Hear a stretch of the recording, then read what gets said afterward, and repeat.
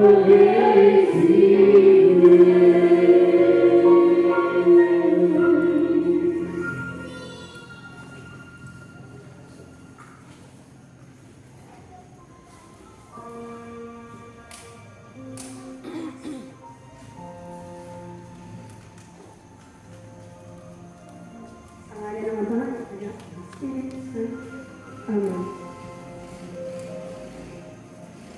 Hallelujah, Lord, hallelujah, Jesus. We praise you, we glorify you, we give you thanks to Lord. Hallelujah, hallelujah, hallelujah. Ama namin Diyos, Diyos na makapangyarihan sa lahat. Diyos na kahit na kailanman ay hindi nagbabago. Diyos na kahit na kailanman ay hindi nagkukulang. Patuloy ka namin pupurihin at ilain at sasambahin sa Espiritu at katotohanan. Ama namin Diyos, maraming salamat po Panginoon sa buhay na patuloy nitong ipinapahiran sa amin. Salamat Panginoon sa kalakasan, kalusugan Panginoon, sa pag-iingat sa araw-araw naming buhay, sa mga pagpapala Panginoon na tinatanggap namin sa aming mga buhay. Maraming salamat po Panginoon. Bagamat Panginoon kami hindi karapat-dapat sapagkat kami patuloy na nagkakasala, patuloy kami nagkakamali Panginoon. Kaya naman Lord, humingi po kami ng kapatawaran. Patawarin mo kami sa aming mga limang kasalanan, sa isip, sa salita at sa gawa. Sa aming mga pagkukulang Panginoon, Lord, patawad po. Patawad sa mga bagay na pinapagawa mo sa amin, hindi namin nagagawa. Pakalinisin Panginoon ang aming mga puso at isipan Panginoon upang sa pagharap namin sa iyo ay maging karapat-dapat po kami Panginoon. Lord God, ang mga susunod na sandali Lord ay pinagkakatiwala namin sa iyo na ikaw po ang kilos Panginoon sapagkat alam po namin Lord na wala po kami magagawa kung hiwalay po kami sa iyo Panginoon. Lord, nawa Panginoon, pahiran po ninyo na yung banal ng isang aking mga labi upang ang mamutawin lamang dito ay yung mga salita. Lukupan niyo po ako na malapit mong pakpak, Panginoon, upang ikaw po makita, mahalik, at matamas sa akin ng aking mga kapatid na narito. Panginoon, bati mo po ang bawat isa sa kanila. Kilala mo po sila, Panginoon, kaya naman, Lord, gamitin mo po ako upang mangusap sa bawat isa sa kanila, Lord God, at sa bawat salita na kanilang maririnig ay tumingin mo po sa kanilang mga puso at isipan upang ito po ang magdaan, Panginoon, ang maging gabay upang magkaroon po sila ng malalim na pananampalataya sa iyo at higit sa lahat, Panginoon, magkaroon ng malalim na relasyon sa iyo, Lord God. Kaya naman, Lord, yung panamang ay nagpapasalamat ako kami sapagkat tagumpay ka ngayong gabi. Ano man po ang mga kahilingan kung bakit sila narito ay ipagkakaloob mo sa pangalan ni Jesus. Kaya naman Lord, maraming salamat po at patuloy ka namin luluwalhatiin, dadakilain, sasambahin. In Jesus' name we pray, Amen and Amen. Sa ngalan ng Ama, ng Anak, ng Espiritu Santo, Amen and Amen. Ang mabuting balita ng ating Panginoon ay ayon kay San Marcos, Kabanata 10, talata 17 hanggang 27.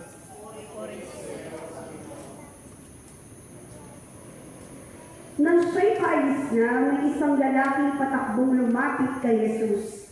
Lumuhod sa harapan niya at nagtanong, "Mabuting guro, ano po ba ang dapat kong gawin upang makamtan ko ang buhay na walang hanggan?" Sumagot si Jesus, "Bakit mo ako tinatawag na mabuti? Walang mabuti kundi ang Diyos lamang. Alam mo ang mga utos ng Diyos. Huwag kang papatay, huwag kang mangangalunya, huwag kang magnanakaw, huwag kang sasaksi ng walang katotohanan, huwag kang mandaraya, igalang mo ang iyong ama at ina." Sumagot ang lalaki, "Guro, mula pa sa aking pagkabata ay tinutupad ko na ang lahat ng mga iyan." Magiliw siyang tinignan ni Jesus at sinabi, "May isang bagay pa na dapat mong gawin. Ipagbili mo ang iyong mga ari-arian at ipamigay mo sa mahihirap at magkakaroon ka ng kayamanan sa langit. Pagkatapos, bumalik ka at sumunod ka sa akin." Nang marinig ito ng lalaki, siya'y nanlumo at malungkot na umalis sapagkat siya'y lubhang napakayaman. Tinignan ni Jesus ang mga nasa paligid niya at sinabi sa mga alagad, tunay ngang napakahirap para sa mga yaman ang makapasok sa kaharian ng Diyos. Nagtaka ang mga alagad sa sinabi niya ito. Ngunit muling sinabi ni Jesus, mga anak, talagang napakahirap para sa mga mayayaman na makapasok sa kaharian ng Diyos. Mas madali pang dumaan ang kamelyo sa butas ng karayong kaysa isang mayaman na pumasok sa kaharian ng Diyos. Lalo nagtaka ang mga alagad, kaya't nagtanong sila, kung gayon, sino pa kaya ang maliligtas?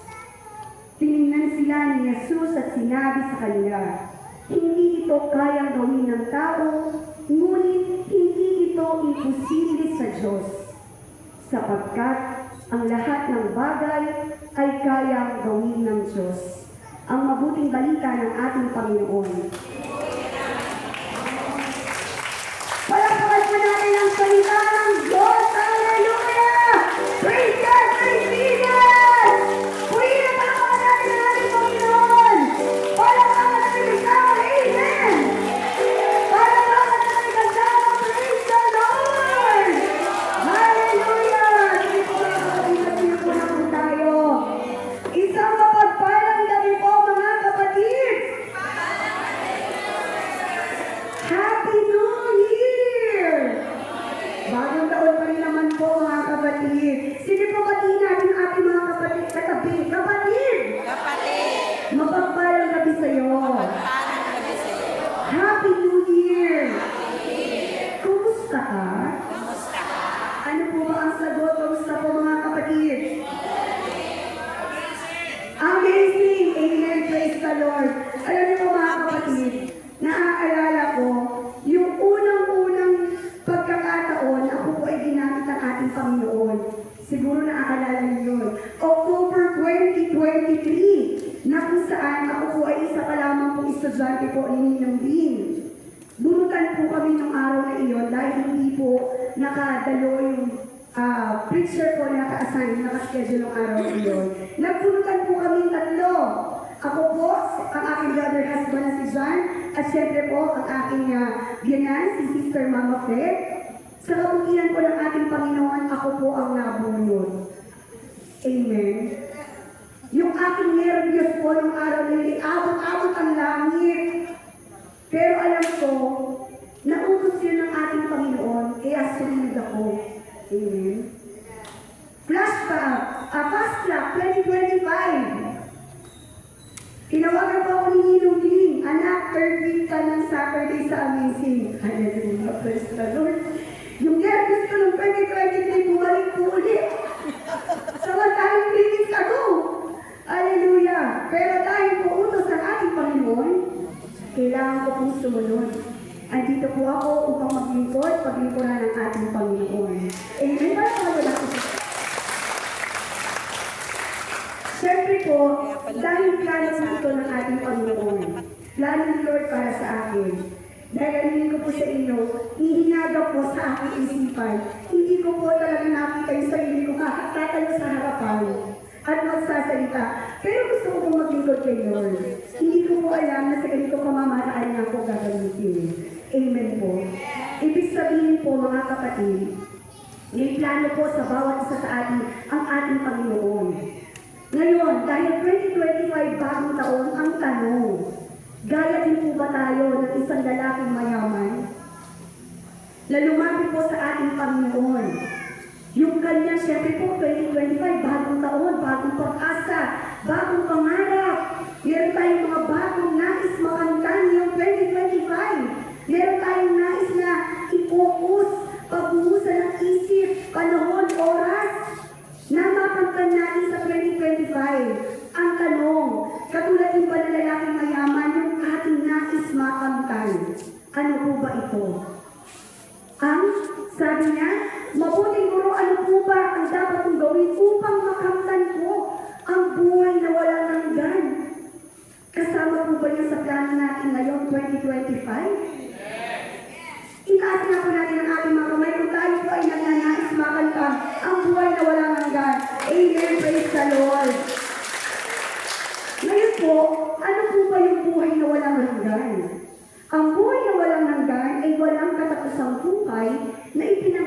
Diyos sa mga naniniwala at sumusunod sa Kanya. Kapag kalooban ng Diyos ang nasusunod, kaligayahan at kapayapaan sa piling ng Diyos pagkatapos ng kamatayan. Ibig sabihin po sa madaling salita, ang buhay na walang hanggan ay pagpapala ng ating Panginoon sa mga naniniwala at nagtitiwala sa Kanya. Pero magaganap lamang daw po ito kapag tayo po ay sumunod sa Kanyang kalooban. Amen? Sumunod. Sabi po sa Mateo chapter 7 verse 21, hindi lahat ng tumatawag sa akin ng Panginoon, Panginoon ay papasok sa kaharian ng langit, kundi ang mga taong sumusunod sa kalooban ng aking Ama na nasa langit. Ang tanong, Sister Louie, bakit po ba natin kailangan sumunod? Kasi may utos. Amen? At napakahirap sumunod sa isang utos kung hindi natin nauunawaan ano po ba ang utos. Ang tanong, ano po ba ang mga utos ng Diyos? Nabasa po natin sa Marcos chapter 10 verse 19. Ito po ay mababasa po sa lumang tipan. Ito po yung mga utos ng ating Panginoon sa lumang tipan. Una-una, huwag kang papatay.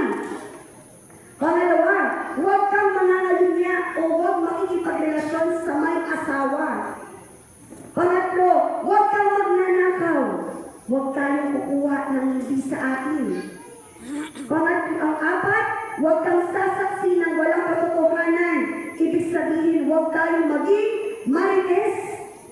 Sabi po ni Lord, huwag kang mandaraya. Huwag mong i-scam. Huwag mambubudol. Pang-anim, igalang mo ang iyong ama at ina. Sa katotohanan po, ito pang-anim na utos na ito ay nakakalungkot. Kasi napakarami na po sa mga kabataan natin, hindi na po ito sinusunod. Nagiging baliktad na po, kulang na lang, magulang na ang susunod sa mga anak. Magulang na ang susunod sa mga anak. Amen. Kasi minsan matapang pa sila kaysa sa mga magulang. Amen po ba? Amen. Palakpakan ko natin si Lord. Pero, ang sabi ng mayaman na laki, Panginoon, Guro, simula pa lang sa pagkabata ko, sinusunod ko na yan. Ginagawa ko niya mga utos na yan. Pero ang sabi ng Panginoon, may isang bagay pa na dapat mong gawin.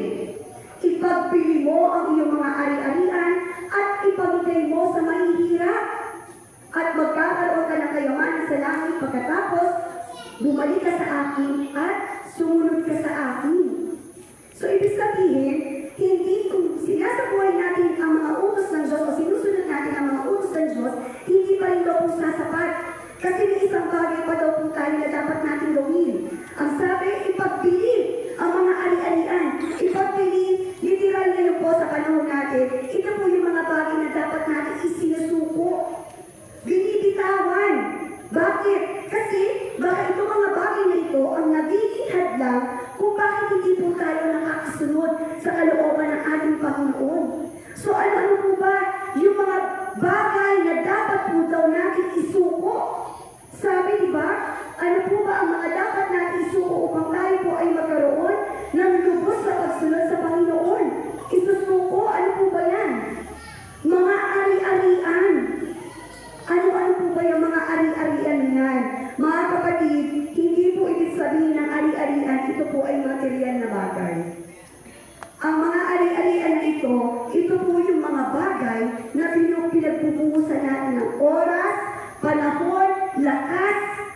Ito yung focus natin. Ito yung pinagsusumikapan natin. Ito yung nais natin makamtan. Ano-ano po ba yan? Una, pera. Amen? Siyempre po, sino ba naman ang hindi gusto magkaroon ng pera? So lahat tayo, trabaho tayo ng trabaho, kayod tayo ng kayod. Kasi gusto natin kumita ng pera. Dahil nakuubos ang oras natin sa kakakayod, at the end of the day, hindi pa rin po sapat. Bakit? Kasi uutang tayo. Amen? Itaas ang kamay na may mga utang. Praise the Lord. Sa mga nahihiyang magtaas, pakitaas po ang mga kilay. Aba, may mga nagtaas nga. Praise the Lord. May mga utang. Dahil hindi pa rin sapat, gusto mabilis ang pera. Anong gagawin? Magsusugal. Instant money. Amen?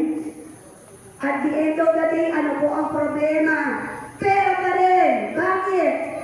Lubog sa utang, lulog sa sugal. Amen? Pangalawang ari-arian, property o possession. Siyempre, sino ba naman ang hindi nagnanais na magkaroon ng malaking bahay, magandang bahay, malaking lote, amen, may beach, merong malaking garden. So dahil gusto natin yan, kukuha tayo ng housing loan. Aray. Gusto ng sasakyan, gusto ng motor, anong gagawin? Car loan, motor loan. Amen. At the end of the day, ano po ang problema? Kasi wala nang panghulog. Wala nang pambayad. Meron pa isang property, yung mga mana-mana. Pag bumuhusa ng oras, ng panahon, bakit? Kasi gusto kong makamtan yung mamanahin ko sa lola, sa lolo, magulang. Bumuhos ang oras, bumuhos ang panahon. At the end of the day, problema pa rin ang property. Bakit? Kasi pinag-aagawan na. Yung property na hinahabol natin, naging stress. Bakit? Kasi nag-away-away na dahil sa kakaagawan. Amen po ba? Pangatlo, profession. Ibig sabihin, trabaho, posisyon sa trabaho, career. Siyempre, lahat uubusin na naman ang oras, panahon. Dahil gusto ma-promote. Kahit dito, trabaho dito, gagawin ng lahat para ma-promote. Dahil pag na-promote, tataas ang sweldo. Gagawin ng lahat. Darating sa punto na didikit lagi sa boss. Darating sa punto na manihira na ng kapwa katrabaho. At the end of the day, na-stress. Bakit? Kasi, kung na-promote ka man, naging pahirap sa'yo dahil inakain na naman ang oras mo. Kulang pa ang office hours mo, ang working hours mo. Na-stress ka dahil higit pa sa iyong kakayahan yung naging trabaho mo. Na-stress kasi, bakit? Yung mga siniraan natin kapwa, kaaway na natin. Amen? Dahil sa kakahabol ng profession. Pang-apat, power o posisyon, kapangyarihan. Lahat gagawin, matapakan ng kapit ang kapwa natin. Lalo na po ngayon yan, malapit na po ang eleksyon. Amen? Nag-aagawa na sa posisyon. Lahat gagawin, manihira ng tao. Makakasakit ng damdamin. Kung minsan nagiging problema ka, bakit po? Kasi nakakasakit ka siya ng damdamin at umaabot sa pisikal na awayan. Amen? Kakahabol ng power at posisyon. Meron din po niya sa pamilya. Panganay ako, bunso ka lang. Makapangyarihan ang panganay. Amen? Mas maganda ako sa iyo, bata ka lang. Makapangyarihan. Anong problema? Siyempre, na-stress kasi may kaaway. Dahil sa pag-agaw o pagkakamtan ng power o posisyon na yan. Panghuli, popularity. Gustong sumikat, lahat gagawin. Lahat gagawin niya. Yung mga bagay na hindi niya na ginagawa ay nagagawa niya para makuha ang atensyon ng kapwa. Para makuha ang atensyon ng iba. Para manatiling sikat. Nakakalimutan na ang pinakamahalaga sa buhay niya. Ano po ba ito? Ang Panginoon, ang pamilya, mahal sa buhay, dahil mas inuuna ng pinakikinggan ang mga taong nasa paligid niya. Dahil gusto niya sumikat. Gusto niya lahat ng atensyon ay nasa sa kanya. Pero stress. Kasi wala siyang kapayapaan. Amen? Palakpakan Lord. So sabi po, sa ating binasa, ipagbili o isuko yung mga ari-arian. So paano po ba natin gagawin? Paano natin isusuko ang mga ari-arian upang magkaroon ng lubos sa pagsunod sa Diyos? Tandaan po natin mga kapatid, yung mga ari-arian po na binanggit ko po kanina, yung mga binanggit ko po ng mga ari-arian, hindi po ibig sabihin, tatalikuran na po natin ito. Tatalikuran na po natin ang mundo. Ang lahat ng mga bagay sa mundo, hindi po. Ito po ay kung paano po natin binibigyan ng halaga ang mga ito. Kung paano natin sila binibigyan ng oras, panahon, kung saan natin ginugugol yung araw natin, yung oras natin. Baka dahil sa sobra natin gugol, nakakalimutan na natin si Lord. Amen? So paano po natin sila isusuko?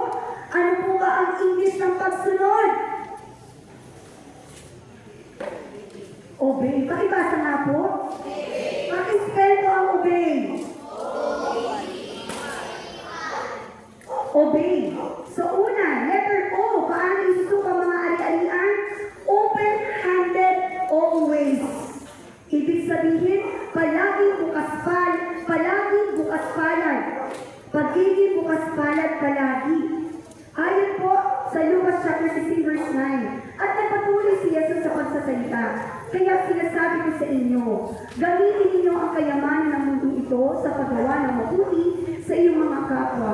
Upang kung maubos sa iyon, ay tatanggapin naman kayo sa tahanang walang hanggan. Ibig sabihin, ang utos ng ating Panginoon upang tayo po ay magkaroon ng buhay na walang hanggan, ay kailangan natin maging bukas palad. Pagiging bukas palad palagi. So, ibig sabihin mga kapatid, sa pagiging bukas palad natin, sinusunod natin ang ating Panginoon, pinaparamdam natin sa Kanya ang ating pag-ibig. Amen? So, paano natin gagawin? Una, bukas sa pagtulong sa iba. Ibig sabihin mga kapatid, huwag daw po tayong mamimili ng ating tutulungan. Hindi natin tutulungan ang isang tao o isang kapwa natin dahil alam natin na siya ay nagkabalik sa atin. Hindi natin tutulungan ang kapwa natin dahil anak, magulang, asawa, kapatid. Ibig sabihin, ang tutulungan natin yung mas higit na nangangailangan. Wala tayong pinipili. Lalo higit alam natin na siya po ay nangangailangan. Amen? Ibig sabihin, pagtulong sa iba, kahit sino, saan mang lugar yan. Amen? Pangalawa, sakripisyo para sa iba. Hindi po ibig sabihin na pagiging bukas palad ay pera, cash, monetary, o material na bagay. Ang pagsasakripisyo po, gaya po ng oras o panahon, ay pagiging bukas palad din. Amen? Gaya po ng ating mga kapatid na may pinagdadaanan sa buhay. Yung ilaan po natin, yung oras natin at panahon natin upang pakinggan, ano man po yung problema niya, mga kapatid, pagiging bukas palad din po yun. Hindi man natin kailangan magsalita, makinig lang tayo. Di ba minsan napakasarap po na may nakikinig lang sa'yo, yung pinupuhos mo yung mga nararamdaman mo, o ano man yung pinagdadaanan mo. At para po sa nagbigay ng oras at panahon, pagiging bukas palad po yun, mga kapatid. Sakripisyo para sa ating kapwa. Alam niyo po mga kapatid, recently po, nagkaroon po ako ng trangkaso. Nagkasakit po ako. Alam niyo po ba, na dinalo po ako ng aking mga kaibigan. Nagdala ng pagkain, nagdala ng prutas, hinilot ang ulo hanggang paa, at higit sa lahat, ipinagdasal po ako. Amen. Sakripisyo ng oras at panahon, pagiging bukas palad. Hindi po natin magagawa yan kung wala tayong pagnanais na sumunod sa kalooban ng ating Panginoon. Amen. Ang pagiging bukas palad, sabi nga natin kanina, hindi po tayo namimili. Hindi yung bibigyan lang natin dahil alam natin na siya ay pagdating ng panahon, matutulungan ako yan eh. Tutulungan ko to kasi alam ko na kapag ako nangailangan, hindi ako magdadalawang salita, tutulungan ako yan. Amen. Ang pagsasakripisyo ng ating oras at panahon, hindi lamang po sa mga malalapit sa atin sa buhay. At sa mga nangangailangan ng oras natin at panahon. Pangatlo po, ang pagiging bukas palad palagi ay kusang loob at walang inaantay na kapalit. Di ba sinabi naman po ng ating Panginoon sa Lucas na kapag tayo po ay nagbibigay sa mahihirap, para daw po tayo nagpapautang sa ating Panginoon at siya ang magbabayad. Amen. Hindi yung gagawa tayo dahil kasi magiging bukas palad tayo kasi napipilitan tayo. Hindi tayo yung magbibigay bukas palad kasi ganito yung ginagawa nila eh. So makikijoin na rin ako para nakin ako, para uso ako. Amen. Pag nagbigay po tayo, hindi na daw po tayo mag-aasa ng kapalit. Sinabi din po yan sa mga kawikaan na kapag tayo daw po ay nagpautang, huwag na po natin aasahan na babalik sa atin. Amen po? Kaya sabihin sa katabi, kapatid, yung utang mo, huwag mo nang babayaran. Yung nagsabi ba? Sa akin. Para wala akong narinig. Wala akong narinig. Walang paso natin si Lord. Wala na, tapos na eh. Ang pagiging bukas palad mga kapatid, praise the Lord. Ang pagiging bukas palad mga kapatid ay hindi lamang po sa ating kapwa. Higit sa lahat, bukas palad sa ating Panginoon. Amen. Bukas palad sa ating Panginoon. Bakit? Pag nagbigay tayo kay Lord, huwag na natin titirin. Pag nagbigay tayo kay Lord, huwag na po tayo magdalawang isip. Bakit? Kasi hindi naman nagkukulang si Lord. Amen? Because God is a generous God. Mapagbigay ang ating Panginoon. Amen? Sige po, meron po ba dito sa akin na hindi makakain sa buong maghapon dahil walang makain itaas sa kamay? Wala. May merienda pa kasi. May midnight snack pa. Ibig sabihin pinagpapala ng Panginoon. Correct.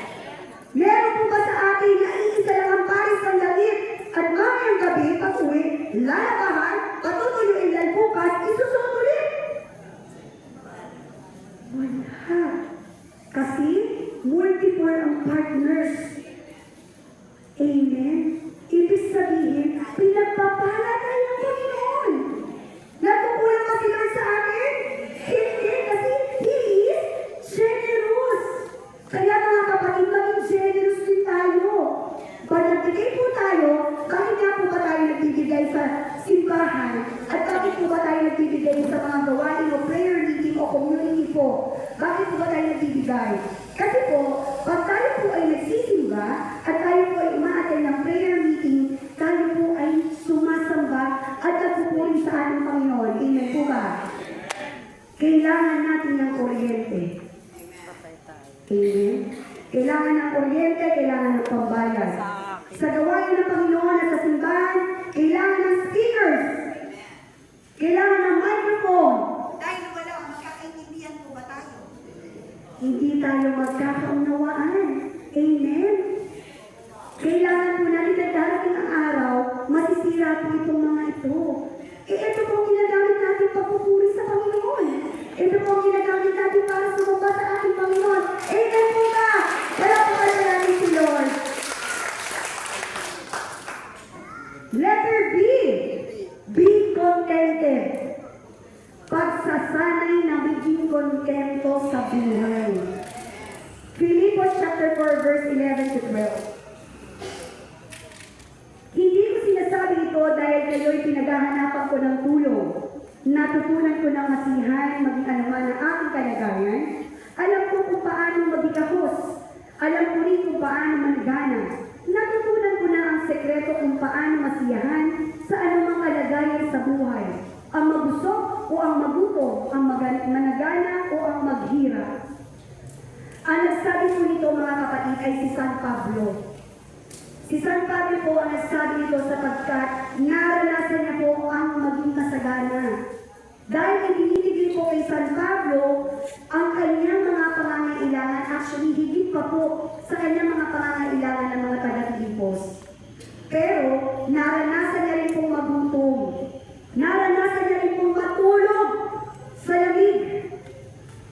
At dahil sa mga yon, yun ang naging daan upang makontento siya sa buhay. Na kung ano man ang meron, ano man ang nandyan, ano man ang wala, okay lang. Amen. So paano po natin sasanayin ang ating mga sarili na magkaroon ng kontentong buhay? Una, pasasalamat. Amen. Maliit man o malaki, salamat kay Lord. Dahil ang pasasalamat po ay pagpapakita na tayo po ay kontento sa ating buhay. Amen. Palakpakan po natin si Lord. Hindi yung nagpapasalamat lamang po tayo pag masarap ang ulam. Pag hindi masarap ang ulam, ano ba naman yan? Hindi masarap ang ulam. Pero kahit may ulam ang tanong, nagpasalamat po ba tayo? Amen. Nananalangin po ba tayo bago po tayo kumain?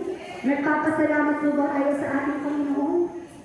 Ibig sabihin, ano man ang meron, ano man ang nandiyan, wala man, masaya tayo nagpapasalamat sa ating Panginoon kasi kontento po tayo. Amen? Amen. Palakpakan po natin si Lord. Pangalawa, pag-iwas sa inggit. Ibig sabihin, pag tayo daw po, hindi kontento sa buhay natin, kung ano yung wala, nakikita natin. Kung ano yung wala, hinahanap natin. Amen. Ibig sabihin, hindi po tayo kontento sa buhay natin. Yung nakikita natin sa kapwa natin na wala tayo, yun ang hinahanap natin. Yun ang gusto natin makamtan. Yun ang gusto natin makuha. Lord, ang kapitbahay ko, bago ang TV 55 inches, ako 35 inches lang, eh, hindi na nagsisimba yun. Amen. Ang tanong, nagpasalamat mo ba tayo sa 35 inches? Ayun, walang sumunod. Tahimik. Amen. Alam niyo po, narinig ko po ito kay Sister Angel at kay Brother Ezekiel. Yung sana all. Sana all. Pag nakakakita tayo ng mga tao na may mga bagay na meron sila na wala tayo, sana all. Pero yung sana all na daw po yun, ay pagpapakita ng inggit. Kasi nagnanais tayo na makamtan yung anong meron sa kanya. Nakakalimutan natin ang pinakamahalaga. Ano po ba yun? Nakakalimutan natin na congratulate siya. Kasi meron siya. Nakakalimutan natin na maging masaya tayo para sa kanya. Kapatid, masaya ko para sa iyo. Sa 75 inches mo na TV.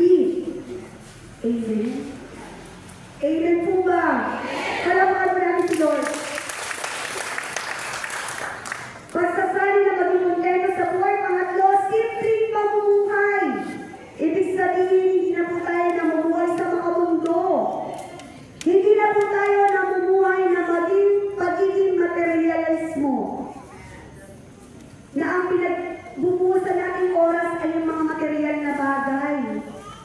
Kasi, pag simpleng pamumuhay, ang pinalahalagaan po natin, yung relasyon po natin sa Diyos. Pag simpleng pamumuhay, pinapahalagahan natin mga taong nasa paligid natin. Pamilya, mahal sa buhay, kamag-anak, kaibigan, community. Kasi, kontento po tayo.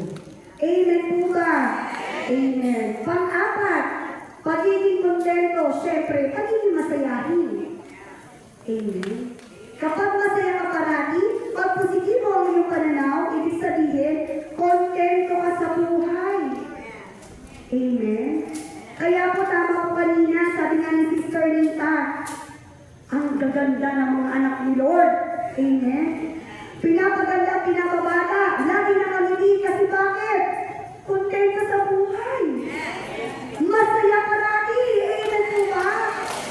Amen. Palakpakan natin si Lord. At pag tayo po ay lagi nakangiti, nakakahawa yan. Amen.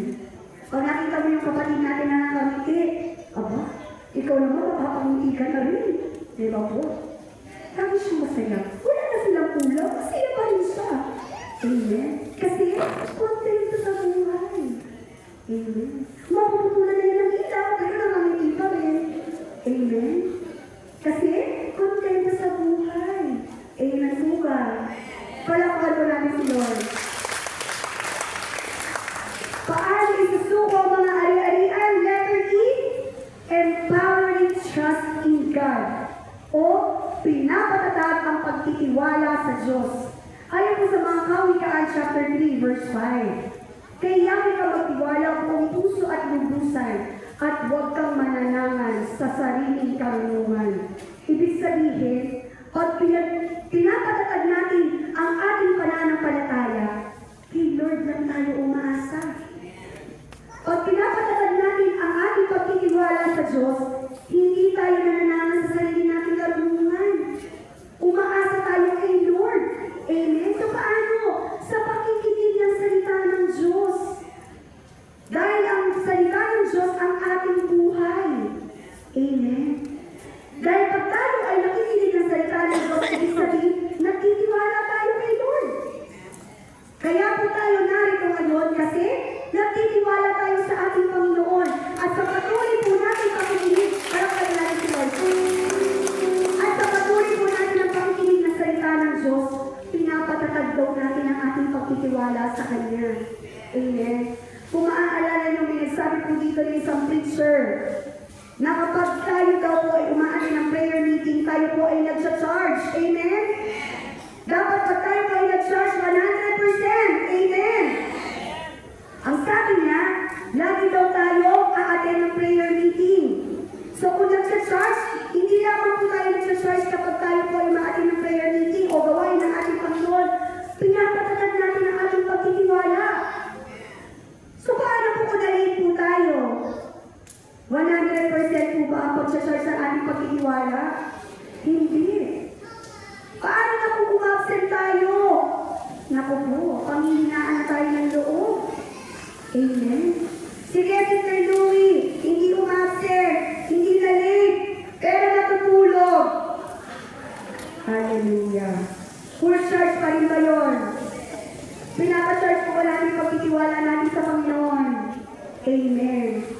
Bakit? Kasi naminis na natin, marami tayong naminis na mensahe ng ating Panginoon. So, paano natin patatatagin ang pagtitiwala natin sa Kanya? Utos po yan ng ating Panginoon. Amen po? Palapakan ko natin si Lord. Letter Y, yielding to God o pagpapaubaya sa Diyos. Romans chapter 12, verse 2. Huwag kayong makiayon sa takbo ng mundo ito. Sa halip, hayaan ninyong baguhin ng Diyos ang inyong pag-iisip upang maunawaan ninyo ang kanyang kalooban. Sa gayon, magagawa ninyo kung ano ang mabuti, kalugod-lugod at ganap na kalooban ng Diyos. Ibig sabihin, pagpapaubaya natin sa ating Panginoon, hahayaan natin na baguhin ng ating Panginoon ang ating pag-iisip sa pamamagitan ng pananalangin. Amen? Palaging manalangin. Kapag tayo daw po ay nakikinig ng salita ng Diyos, nangungusap sa atin si Lord. Pero pag tayo naman po ang nananalangin, kinakausap natin ang ating Panginoon. Amen? Sa pamamagitan ng ating pananalangin, isusuko natin sa Kanya. Di ba po sino po yung mga magulang dito? Yung mga parents po. Di ba po kapag ang inyong mga anak ay dumudulog sa inyo, nagkukwento, ano man ang kanyang pinagdadaanan, ano man ang meron siya ngayon, di ba? Natutuwa kayo sa kabilang banda, alam natin nahihirapan sila, pero sa kabilang banda, natutuwa tayo kasi bakit? Kasi lumalapit sa atin ng ating mga anak. Amen? Ganon din po si Lord. Kapag lumalapit tayo sa Kanya, nananalangin tayo sa Kanya, sinusubong natin lahat. Sinasabi natin lahat ang ating mga pinagdadaanan sa buhay, mga pagsubok natin. Amen? Pag sinasabi natin sa Kanya, lalo po tayong kakahabagan at kakaawaan ng ating Panginoon. Amen? Kasi sinabi naman niya po yan, lumapit lamang tayo sa Kanya. At pangalawa, ano po ang sabi? Pagsuko ng sariling kalooban. Ibig sabihin, ang pagsuko po ng ating kalooban sa ating Panginoon ay tanda po yan ng pagpapaubaya sa ating Panginoon. Yung hindi yung mananangan tayo sa sarili natin karunungan na kaya ko to. Easy lang to.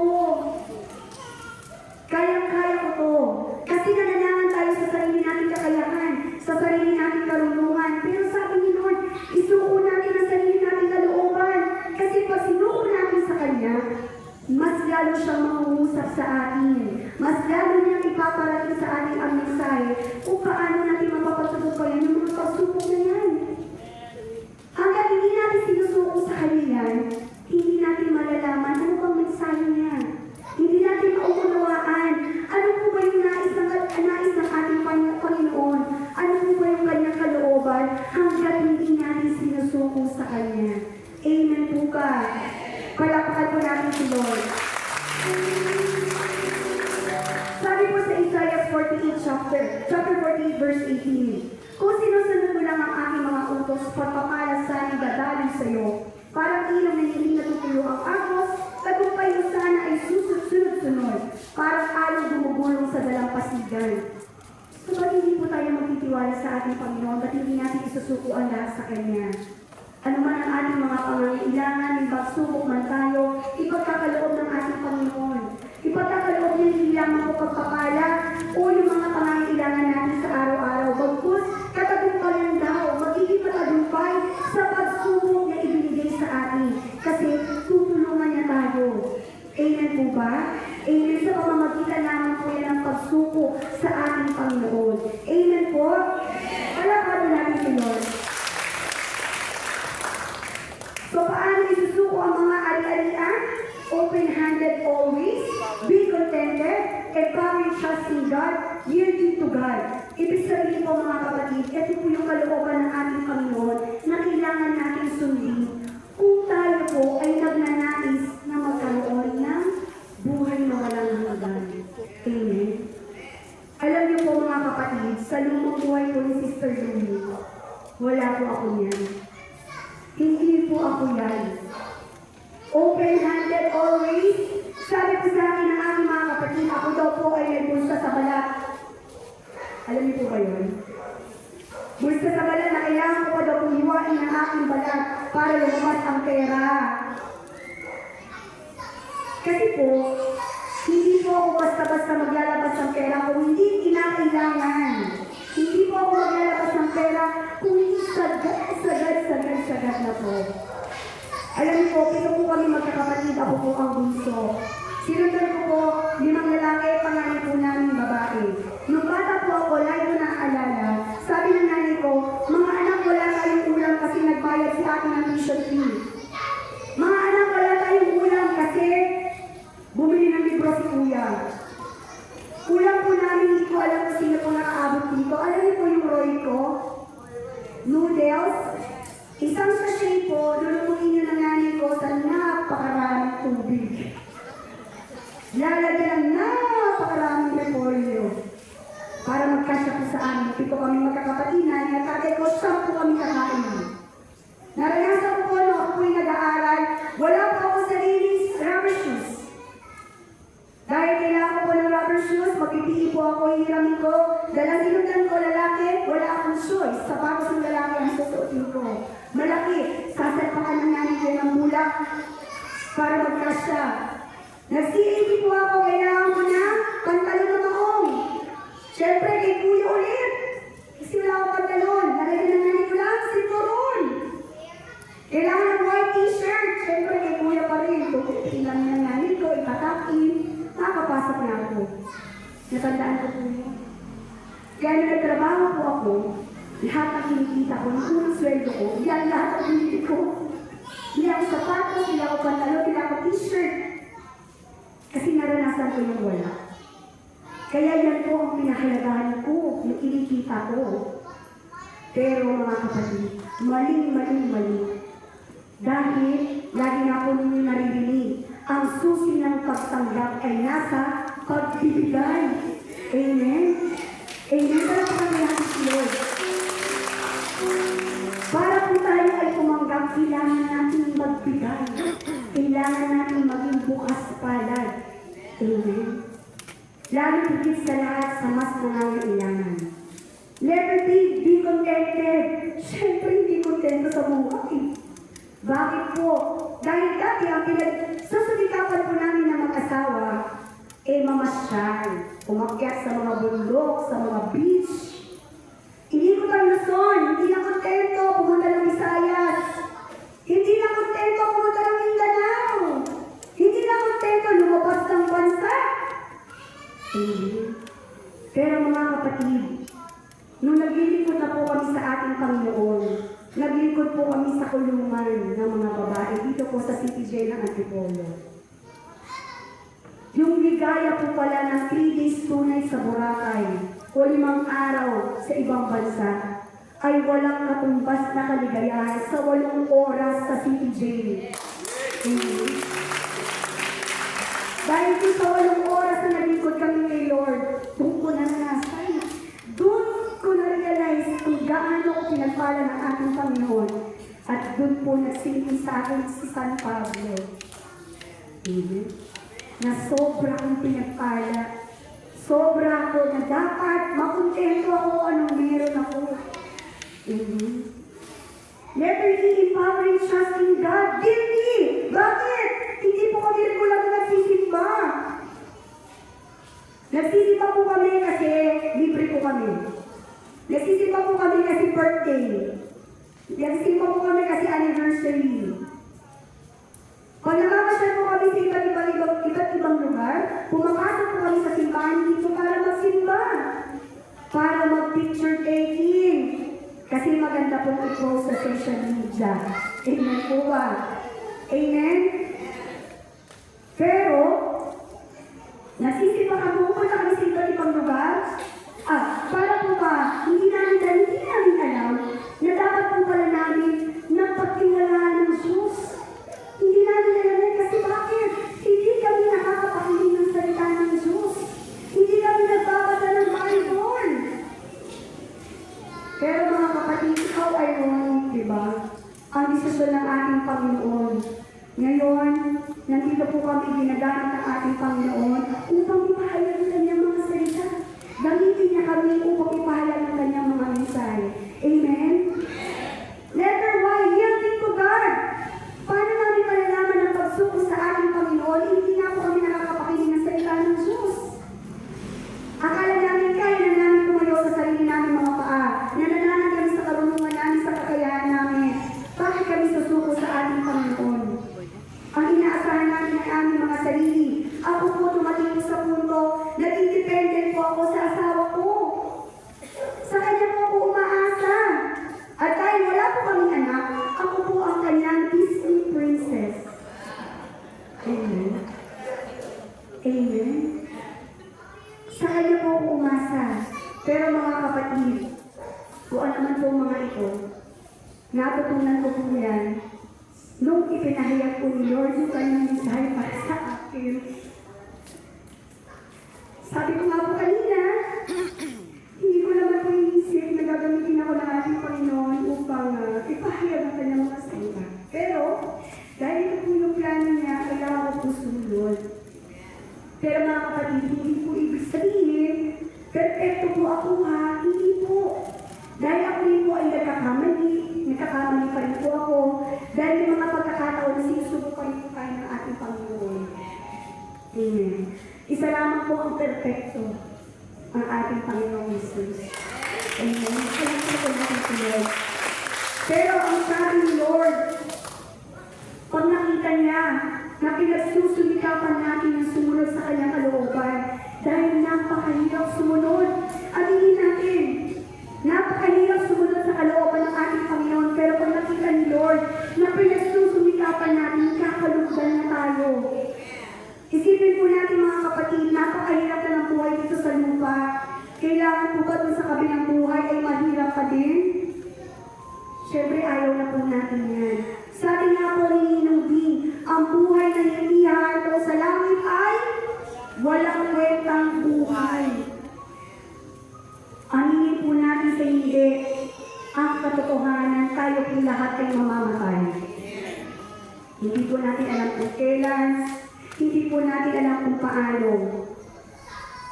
Pero wag na po natin antayin pa na tayo po ay hindi handa.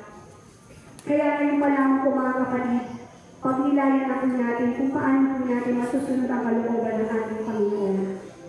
Sabi ni Lord, maging bukas palad, maging kontento, isuko sa Panginoon, at patatagin ang ating pagtitiwala sa Kanya para malaman natin at masunod natin ang Kanyang kalooban. Amen.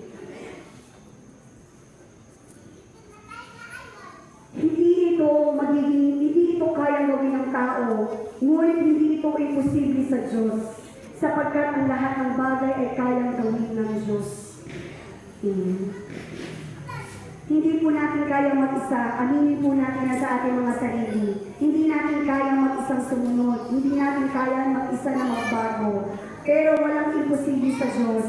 At pag nakita ng ating Panginoon ang ating pagsusumikap na tayo makasunod sa kanyang kalooban, may nakalaan na gantimpala. Ito po ay ang buhay na walang hanggan sa bingin ng ating Panginoon. Amen. Palakpakan po natin si Lord. Sige po mga kapatid, magsiyo po kayo na maayos at tumulong po tayo sa ating Panginoon.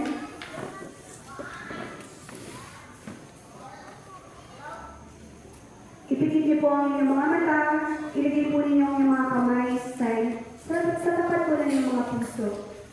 At kausapin po natin ang ating Panginoon. Manalangin po tayo kay Lord. Di ba po pananalangin tayo kay Lord, kinakausap natin siya. Idulog natin sa ating Panginoon, ano ba yung mga ari-arian na ito na nagpipigil sa atin para malaman natin ang kalooban ng ating Panginoon. Ano-ano ba itong mga ari-arian na ito na kailangan natin isuko upang masunod natin ang kanyang kalooban? Ano-ano ba yung mga bagay na hindi natin kayang bitawan? Hindi natin mabitaw-bitawan, nagpipigil sa atin na sumunod sa ating Panginoon. Isuko natin yan kay Lord. Tandaan po natin mga kapatid, bago pa man natin sabihin, alam na ni Lord. Kasi tinitingnan niya ang laman ng ating mga puso. Alam na ni Lord ang laman ng ating mga puso. Aminin natin kay Lord na Lord, hirap na hirap tayong isuko ang mga bagay na ito. Hirap na hirap tayong isuko ang mga ari-arian na ito.